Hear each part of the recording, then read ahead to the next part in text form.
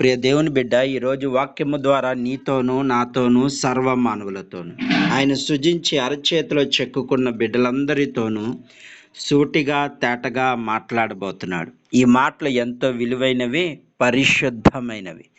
ఈ మాటలు అనాలోచితను కాక నీ హృదయంలో ఉంచుకొని నీవు వాక్యానుసారంగా జీవించినప్పుడు పరలోక రాజ్యానికి వారసులయ్యే మాటలు కనుక ఈ మాటలు విని విడిచిపెట్టకుండా అనేక మందికి షేర్ చేద్దాం. గత కొంతకాలం నుంచి పరిశుద్ధాత్మ దేవుడు మొదటి సమూయేలు గ్రంథము 6వ అధ్యాయము ద్వారా కొన్ని వచనాల ద్వారా మనతో మాట్లాడాడు. ఏ విధంగా అయితే ఫిలిష్తీయులు దేవుని మందసము తట్టుకోలేనప్పుడు బెతషమెషు అనే గ్రామానికి, ఆ ప్రాంతానికి వెళ్ళేంత వరకు వెయిట్ చేశారు. తర్వాత వెయిట్ చేసిన తర్వాత ఏం జరిగింది అన్నది గత పరిశుద్ధాత్మ దేవుడు మనం మాట్లాడి, ఈ రోజున పరిశుద్ధాత్మ దేవుడు అదే మొదటి సమూయేలు గ్రంథము 6వ అధ్యాయము 11వ వచనం ద్వారా కొన్ని మాటలు మనతో మాట్లాడుతున్నాం కనుక శ్రద్ధగా విందాం. యెహోవా మందసము బంగారు గడ్డలు పందికొక్కుల రూపము గల ఆ చిన్న పెట్టెను బండి ఎత్తి ఆ ఆవులు రాజ్య మార్గము చక్కగా పోవచ్చు అరుచు బెతషమెషు మార్గము నడిచెను.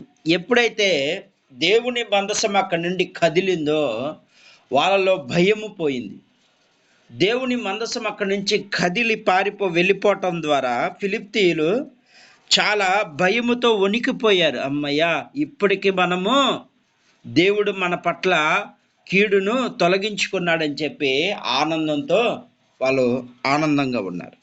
అయితే అప్పుడు ఆ ఆవులు రాజ్య మార్గములు చక్కగా పోవచ్చు అరుచు బెతషమెషు మార్గము నడిచాను. ఫిలిష్తీయుల సరిహద్దు వాటి వెంబడించి బెతషమెషు సరిహద్దు వరకు పోయిరి. అయితే బెతషమెషు వారు లోయలో తమ గోధుమ చేలను కోయిచుండిరి. ఆ రోజుల్లో పంట కోతకాల సమయం అన్నమాట. కోతకాల సమయంలో ఏం జరిగిందంటే, గోధుమ చేలల దగ్గరకు వెళ్తున్నప్పుడు వారు కనులెత్తి చూడగా మందసం వారికి కనబడింది. దాన్ని చూచి వారు సంతోషించిరి. ఎప్పుడైతే దేవుని మందసము కనిపించిందో వాళ్ళు ఎంతో సంతోషపడ్డారంట. ఈ బెతషమెషు అనే గ్రామం ఎక్కడుందంటే యెహోషువ పొలములోకి వచ్చి అక్కడ ఒక పెద్ద రాతి దగ్గర నిలవగా వారు ఆ బండి ఎప్పుడైతే ఆ ప్రాంతానికి వెళ్ళిందో, ఫిలిష్తీయుల సరిహద్దు దాటి బెతషమెషు అనే ప్రాంతానికి వెళ్ళినప్పుడు అక్కడున్న ఫిలిష్తీయులు వీటిని చూస్తున్నారు. ఎప్పుడైతే ఆ కొత్త బండిని, ఆ మందసమును, అలాగే వాళ్ళు పెట్టిన కానుకలను ఇవన్నిటినీ తీసుకువెళ్తున్నప్పుడు అక్కడున్న ఫిలిష్తీయులు దాన్ని దూరం నుండి చూస్తున్నారు, వెంబడిస్తున్నారు. గతకాలం పరిశుద్ధాత్మ దేవుడు దేవుని వెంబడించే వారిగా ఈ ఫిలిష్తీయులు ఉన్నారు. అలాగే ఈ రోజున పరిశుద్ధాత్మ దేవుడు ఏమని చెప్తున్నారు, బెతషమెషు అనే ప్రాంతానికి ఎదురు చూసే యొక్క బెతషమెషు అనగా వీరు ఎదురు చూసే అన్యులు అన్నమాట. ఒక విధంగా చెప్పాలంటే వీరు ఎదురు చూసేవాళ్ళు, దేవుని మందసాన్ని ఎదురు చూసేవాళ్ళు వీళ్ళు. గత వారము దేవుడు వెంబడించడం నేర్పించాడు, ఇప్పుడు ఎదురు చూస్తున్న వాళ్ళని గురించి చూపిస్తున్నాడు. ఎప్పుడైతే దేవుని మందసము వస్తూ ఉందో వాళ్ళలో ఏం కలిగింది? సంతోషము కలిగిందంట. ఎప్పుడైతే దేవుని మందసము వాళ్ళ దగ్గరికి రాబోతుందో, ఈ యెహోషువ యొక్క పొలములో ఉన్న ఈ యొక్క బెతషమెషు అనే యెహోషువ యొక్క పొలములో వాళ్ళు గోధుమ చేలును కోస్తున్నప్పుడు ఆనందపడుతున్నారు, సంతోషపడుతున్నారు. దేవుని మందసం మన దగ్గరికి వస్తుంది, దేవుని మందసం మన దగ్గరికి వస్తుందని ఎంత చక్కగా వాళ్ళు ఆనందపడుతున్నారు. ఎందుకని? ఆ దేవుని బలము వాళ్ళకి తెలుసు కాబట్టి. ఎందుకంటే దేవుని బలము తెలుసు కాబట్టి, దేవుని శక్తి తెలుసు కాబట్టి అలాంటి దేవుడు మనకు అండగా వస్తున్నాడని ఆనందపడుతున్నారు అన్నమాట. ఈ రాత్రికాల సమయంలో పరిశుద్ధాత్మ దేవుడు నీతో చెప్తున్నాడు, మరి నువ్వు ఆనందపడుతున్నావా? దేవుని మందసము చూడగానే వాళ్ళు ఎంతో సంతోషపడ్డారు. అలా వస్తూ ఉన్నప్పుడు ఆ గోధుమ చేలుల్లోకి వచ్చినప్పుడు ఆ మందసము చూడగానే వాళ్ళకు ఏం కలిగింది? ఆనందం కలిగింది. ఏం కలిగింది? ఆనందం కలిగింది. ఈరోజు నువ్వు సంతోషిస్తున్నావా దేవుని చూసి? ఈ రాత్రి కాల సమయంలో పరిశుద్ధాత్మ దేవుడు చెప్తున్నాడు, నువ్వు దేవుని మందిరానికి వెళ్తున్నావు, సంతోషంగా వెళ్తున్నావా?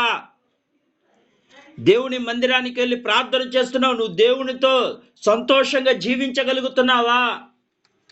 కానీ వీళ్ళెవరో దేవుని ఎరగని ప్రజలు వీళ్ళు. దేవుని ఎరగని ప్రజలు వీళ్ళు. దేవుడంటే తెలియని ప్రజలు వీళ్ళు. వీళ్ళు ఏమవుతున్నారంటే సంతోషిస్తున్నారు. దేవుని రాగానే ఆ మందసం ఎలా వచ్చింది అక్కడికే? కనులెత్తి చూడగా మందసం వారికి కనబడిను, దాన్ని చూచి వారు సంతోషించిరి. ఈరోజు నీలో సంతోషం ఉందా? దేవుని మందిరం, దేవుడితో ఒక గంట ప్రార్థన చేయడానికి నీకు సంతోషంగా ఉందా? దేవునితో నువ్వు గడపడానికి నీకు సంతోషం ఉందా? దేవుని వాక్యాన్ని చదవడానికి నీకు సంతోషం ఉందా? దేవుని మందిరానికి త్వరగా వెళ్ళటానికి నీకు సంతోషంగా గంతులేసుకుంటూ వెళ్తున్నావా? ఈ రాత్రి పరిశుద్ధాత్మ దేవుడు నీతో చెప్తున్నాడు, ప్రియ దేవుని బిడ్డ, శృంగారం అనే దేవాలయము దగ్గర ఒక కుంటివాడు ఉన్నాడు. ఏ మాత్రము నడవనివాడు. ఎప్పుడైతే తన శిష్యుడు అయిన పేతురు, యోహాను గారు ఆ శృంగారం అనే దేవాలయం దగ్గరికి వెళ్ళినప్పుడు ఆ సమయంలో ఆ కుంటివాడు అనుకుంటున్నాడు, అయ్యో నాకు ఏమైనా ఇస్తారేమో అనుకుంటే ఆయన ఒకటే అన్నాడు, నజరేయుడైన ఇదిగో నా దగ్గర వెండియు బంగారము లేదు, కానీ నాకు కలిగింది నీకు ఇస్తానన్నాడు. నాకు కలిగిందే నీకు ఇస్తున్నాను, నజరేయుడైన యేసు నామములో లే అనగానే ఆ చీల మండలంలో బలం ఏర్పడింది. మరి ఆ చీల మండలంలో ఎప్పుడైతే బలం ఏర్పడిందో ఆయన మౌనంగా ఉన్నాడా? ఏమాత్రం మౌనంగా లేడు. ఎట్టి పరిస్థితుల్లో మౌనంగా లేడు. ఏం చేశాడు? గంతులేసుకుంటూ దేవుని మందిరానికి వెళ్ళాడు. గంతులేసుకుంటూ దేవుని మందిరానికి వెళ్ళాడు. వాళ్ళందరికీ దేవుని యొక్క శక్తిని చూపించాడు. 10 పట్టణాలకు సువార్తను అందించాడు. ఇదిగో దేవుడు నన్ను బాగు చేశాడని 10 పట్టణాలకు మందిరముకు వెళ్ళటమే కాక దేవుని గురించి సాక్షిగా అనేక ప్రజలు నడిపించాడు. అలా నువ్వు జీవిస్తున్నావా? ఒక కుంటివాడు కానీ నువ్వు నడుస్తున్నావు, కానీ దేవుడితో నడుస్తున్నావు, కానీ దేవుని గురించి సాక్షిగా ఉండగలుగుతున్నావా? కానీ ఈరోజు దేవుడు ఏమంటున్నాడు తెలుసా? నువ్వు కాళ్ళున్న కుంటివాడివే. నువ్వు కాళ్ళున్న కుంటివాడివే, నీకు కళ్ళున్నా నువ్వు గ్రుడ్డివాడివే, నీకు నోరున్నా నువ్వు మోగవాడివే అంటున్నాడు. ఎందుకు చెప్పరా? నీలో దేవుని సంతోషం లేదు. వాళ్ళ ముందుగా వస్తూ ఉన్నప్పుడు దేవునిలో సంతోషపడుతున్నారు. ఆ మందసము చూడగానే వాళ్ళకి ఏం కలిగింది? సంతోషం ఏర్పడిందంట. దేవుని మందిరానికి వెళ్ళాలంటే నీకు సంతోషం ఉండదు. దేవుని మందిరంలో త్వరగా వెళ్ళాలని ఆనందంగా వెళ్ళాలా. ఆ కుంటివాడు ఏ విధంగా అయితే దేవుడు ఎప్పుడైతే నాకు కలిగింది నీకు ఇస్తానని తన శిష్యులు చెప్పారో, ఇప్పుడు ఏ బలం వెళ్ళింది? ఇప్పుడు దేవుని బలం అతనిలోకి వెళ్ళింది. మౌనంగా ఉన్నాడా? మౌనంగా లేడు. అనేక మందికి సువార్తను అందించాడు. ఇదిగో నన్ను బాగు చేసిన దేవుడు నాకున్నాడు, నన్ను స్వస్థపరిచిన దేవుడు ఈయనే అని అనేక మందికి సాక్షార్థంగా ఉన్నాడు. ఈ రాత్రి పరిశుద్ధాత్మ దేవుడు నీతో నాతో మాట్లాడు. ఎన్ని సంవత్సరాల నుంచి మందిరానికి వెళ్తున్నావు? ఎన్నో సంవత్సరాల నుంచి మందిరానికి వెళ్తున్నావు, ఎన్నో సంవత్సరాల నుంచి దేవుడితో నువ్వు ఉంటున్నావు, కానీ నీలో సంతోషం లేదు. ఎప్పుడు చూసినా విచారించడమే, చింత పెట్టుకోవడమే. కానీ ఇక్కడ ఎవరు? మత్తయి సువార్త 6వ అధ్యాయంలో దేవుని మాట, ఒక మాట రాయబడింది, చూద్దాం.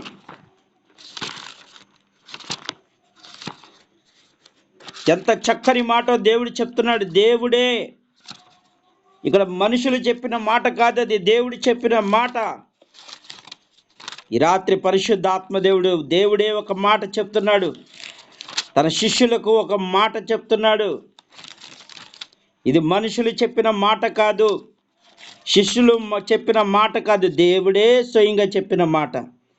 ఏమంటున్నాడంటే మత్తయి సువార్త 6వ అధ్యాయము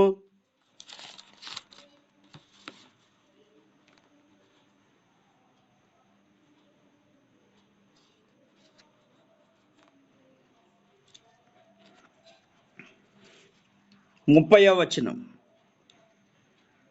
నేడు రేపు పొయ్యిలో వేయబడి అడవి గడ్డి దేవుడి కలగా అలంకరించిన అల్ప విశ్వాసులారా, మీకు మరి నిశ్చయముగా వస్త్రమును ధరింపచేయును కదా. కాబట్టి ఏమి తిందుమో, ఏమి తాగుదమో, ఏమి ధరించుకుందామని చింతింపకుడి. అన్యజనులు వీటి విషయమే విచారింతురు. ఏమంటున్నాడు? అన్యజనులు, దేవుని ఎరగని ప్రజలకే ఈ బాధలు ఉంటాయి. దేవుని ఎరిగిన వారికి ఏమి తినాలో, ఏమి తాగాలో ఆయనకు తెలుసు. ఆయన ఏ సమయంలో ఇవ్వాలో కూడా ఆయనకు తెలుసు. ఈ రాత్రి ఏం చెప్తున్నాడు, ఇంకేం చెప్తున్నాడు చూద్దాం. ఇవన్నీ మీకు కావాలని మీ పరలోక తండ్రికి తెలియను, కాబట్టి మీరు ఆయన రాజ్యమును నీతిని మొదట వెతుకుడి, అప్పుడు అవన్నీ మీకు అనుగ్రహింపడును. రేపటి గురించి చింతింపకుడి, రేపటి దినము దాని సంగతులు చింతించడు. ఏ నాటికీడు ఆ నాటికే చాలు. ఎంత చక్కని మాటలు దేవుడు మాట్లాడాడు. ఎప్పుడు కీడు అప్పటికే సరిపోతుంది, చింతించొద్దు, రేపన్నది నీకు లేదు అని ఖచ్చితంగా చెప్తున్నాడు. ఇంకేం చెప్తున్నాడు? అన్యజనుల వలె,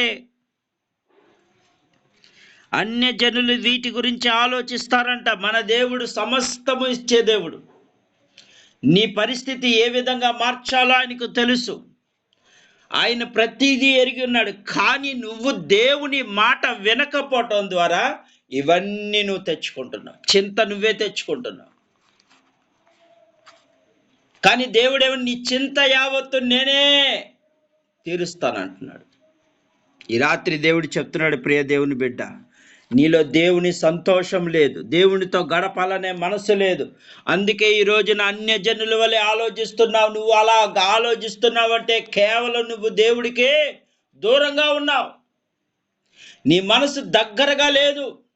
ఈ రాత్రి పరిశుద్ధ ఆత్మదేవుడు చెప్తున్నాడు, ప్రియ దేవుని బిడ్డ, గోధుమ చేలును పనిచేస్తున్నారు. వారు ఏం పని చేస్తున్నారు? వాళ్ళు గోధుమ చేలల్లో పనిచేస్తున్నప్పుడు ఆ గోధుమలు పనిచేస్తున్న మందసము రాగానే వాళ్ళకి ఎంతో ఆనందం కలిగింది. దేవుని ఎరగని ప్రజలకి, దేవుని మందిరము ఎరగని ప్రజలకి, దేవుని వాక్యము తెలియని ప్రజలకి ఆనందం ఏర్పడిందంట.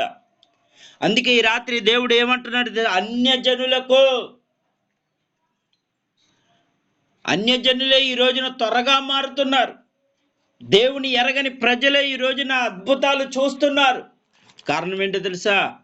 వాళ్ళు ఎదురు చూసే మనసుంది. దేవుని కోసం ఎదురు చూసే మనసుంది. ఎదురు చూస్తున్నారు. ఆ మందసము రాగానే వాళ్ళలో ఏం కలిగిందంటే సంతోషం కలిగింది. మరి ఈ రాత్రి దేవుడు అంటున్నాడు, ఆయన ఇన్ని సంవత్సరాలయ్యి ఇదిగో క్రీస్తు నేడు పుట్టినని అనేక మందికి నువ్వు చెప్పుకుంటున్న నీ హృదయంలో దేవుడు పుట్టినందుకు నీకు సంతోషం ఏర్పడుతుందా? ఓన్లీ పై పెదాలతోనే దేవుని ఆరాధిస్తున్నావా? క్రీస్తు పుట్టుకలో ఏం జరిగింది? ఆయన ఆరాధించారు. ఈరోజు నిజమైన క్రిస్మస్ ఏంటో తెలుసా? నువ్వు దేవుని సంతోష పెట్టడమే నిజమైన క్రిస్మస్.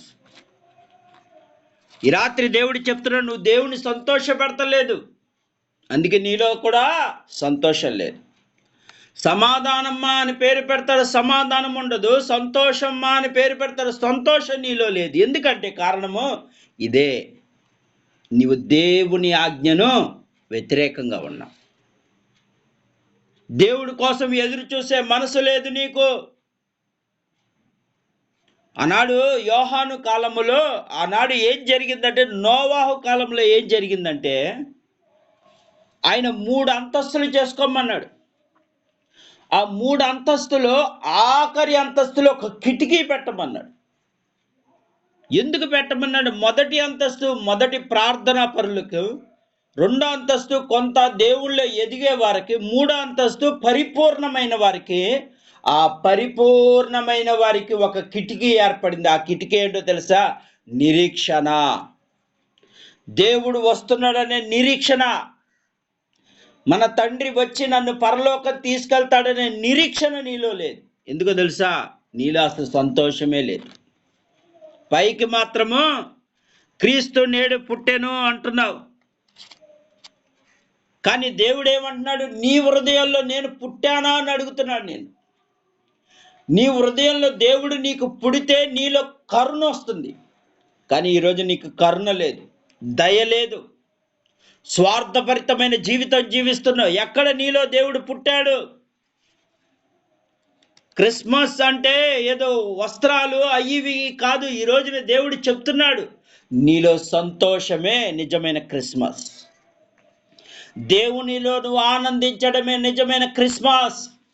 ఈ రాత్రి పరిశుద్ధాత్మ దేవుడు చెప్తున్నాడు. మొదటి సమూయేలు గ్రంథము ద్వారా దేవుడు ఒకటే అంటున్నాడు, నీలో సంతోషము లేదు, కానీ నీలో యేసయ్య పుడతలేదు. పాటలైతే పాడగలుగుతున్నావు, నీలో యేసయ్య పుడితే, నువ్వు యేసయ్య నీలో ఉంటే నీలో ప్రేమ కలిగి ఉంటావు. నీలో కోపం ఉండదు, స్వార్థం ఉండదు, అసూయ ఉండదు, మచ్చరం ఉండదు, కామ చేష్టలు ఉండవు. కానీ నీలో అది లేదు కాబట్టి ఈ రోజున ఏమైపోతున్నావు అంటే పతనం అయిపోతున్నావు. పై మాత్రమే. అందుకే దేవుడు ఏమంటాడు? పై పెదాలతో నువ్వు ఆరాధిస్తున్నావు, కానీ నీ హృదయము దూరంగా ఉంది. నువ్వు కన్నీటితో విత్తలేకపోతున్నావు. కన్నీటితో విత్తువాడు ఆనందం అనే పంట కోస్తాడు. కానీ ఈ రోజున ఎదుటోడు కోసము నిన్ను వలని పొరుగు వారిని ప్రేమించమన్న, కనీసం ఎదుటి వారి కోసము ప్రార్థన చేయలేని వాడువు నువ్వు. స్వార్థపరుడువు నువ్వు. యేసయ్య ఎక్కడైనా తన కోసము తను ప్రార్థన చేసుకున్నాడా? యేసయ్య పలానా విషయంలో ఎక్కడైనా నువ్వు పరిశుద్ధ గ్రంథాన్ని పాత నిబంధన కానించి కొత్త నిబంధన వరకు వెతికిన ఆయన కోసము ఎన్నడూ ప్రార్థన చేసుకోలేదు. కేవలం తన పిల్లల కోసము ప్రార్థన చేశాడు. ఆకలిగా ఉన్నప్పుడు 5 రొట్టెలు 2 చేపలు పంచిపెడుతున్నప్పుడు వారి కోసం ప్రార్థన చేశాడు. లాజరు చనిపోయిన లాజర్ని కూడా లేవనెత్తడం కోసము ప్రార్థన చేశాడు. ఎక్కడ చూసినా యేసయ్యలో ఏ స్వార్థం లేదు కాబట్టి ఆయన దైవ కుమారుడయ్యాడు, దేవుడయ్యాడు. నీలో దేవుని యొక్క మనసు లేదు కాబట్టి స్వార్థం ఎక్కువైపోతుంది. నీకు నోరుందని అనేక మందిని దూషిస్తున్నావు. నీకు నోరుంది, నీకు ఆలోచన ఉందని చెప్పి నీ ఇష్టానుసారంగా. కానీ దేవుడు ఒక రోజున నీ తప్పులన్నీ లెక్కబెట్టే రోజు ఒక రోజు రాబోతుంది. కానీ అందుకే ఈ రాత్రి దేవుడు చెప్తున్నాడు, నువ్వు అలాంటి స్థితిలో ఉండద్దు. ఆ అన్యజనులు ఎంత బెతష్మేషు అనే ప్రాంతానికి వెళ్ళినప్పుడు ఆ మందసము చూడగానే వాళ్ళు ఏం కలిగింది? సంతోషము కలిగింది. అక్కడ పొలం పనులు చేసుకుంటూ ఎప్పుడైతే ఆ మందసము వచ్చిందో పనులు కూడా ఆపేశారు. దేవుని మందిరానికి వెళ్ళేటప్పుడు నీకు ఏ పనులు వచ్చినా నువ్వు ఆపి దేవుని వైపు తిరిగితే త్యాగభరితం చేశారు. అక్కడ పనులు ఆపేసి ఏం చేశారు? అక్కడ ఆ వాక్యములోకి వెళ్తే అర్థమవుతుంది. గోధుమ చాలను కోయిచుండిని వారి కనులెత్తి చూడగా ఆ మందసం వారికి కనపడింది. దాన్ని చూసి వారు సంతోషించి అక్కడితో ఆగిపోయారా? ఇంకేం చేశారు చూద్దాం. ఆ పని ఆపేసి దేవుని పని మొదలు పెట్టారు. వాళ్ళు ఏం చేశారు? ఆ పని ఆపేసి దేవుని పని మొదలెట్టారు.